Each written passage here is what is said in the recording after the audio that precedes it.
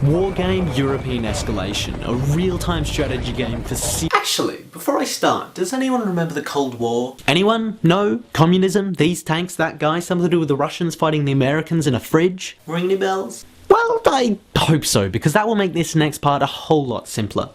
The gist here is the Soviets and the West have leapt from the fridge and started fighting it out in broad daylight. Some tiff over an East German soldier gets way out of hand, border skirmishes turn into battles, then invasions, then, well, I think there might be a moment when the game says, right, you've finished destroying civilization, insert disc 1 of Fallout 3 for results.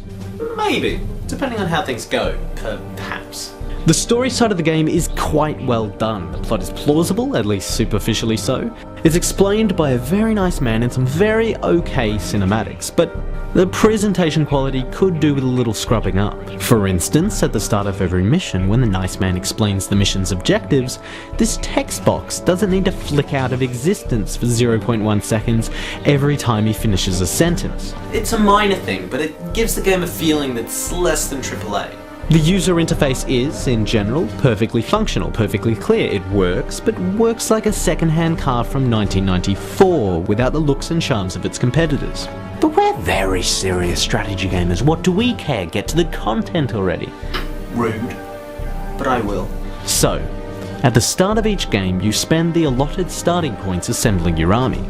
To do so, you choose between the units that make up your customizable deck. This deck, meanwhile, is made up of units you unlock with command stars earned in both single and multiplayer. So your deck stays with you, as does the experience its units gain in each battle. And there are a huge number of units in this game, 361 different kinds, and they fight over huge battlefields of 150 square kilometers. And these maps are beautiful, as are the units. While there are blemishes and glitches here and there, generally the level of detail is impressive and the game runs smooth. Now, these battles. There are a number of different types, but you'll mostly be fighting over strategic zones, trying to kill all your enemy's men, or just more of his than he kills of yours. They're great fun. Different environments and unit types throw up all sorts of possibilities and strategic implications. All units have their strengths and weaknesses. Throw a squad of infantry in a field against tanks, and they'll be slaughtered. But hide them in a house in a small city waiting to ambush the same units, and they'll blow them to pieces. The level of detail is terrific. When a tank or helicopter is hit in battle, it doesn't just lose a block and a health bar, it might lose a targeting system, making its shots inaccurate, or it might lose a turret, making it unable to make any shots at all. And this level of detail extends into other things. Your tanks and jeeps sometimes slow or get stuck in mud. To keep your vehicles running, you need to keep them supplied with fuel.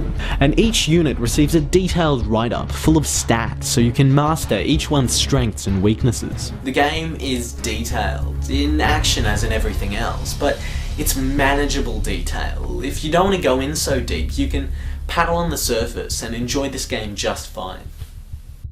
So, out of 5, 3.5. Wargame European Escalation might be lacking some of the spit and polish of its competitors, but this is a minor thing. Look past it, ignore it. In most respects, it runs and plays like a well-oiled machine.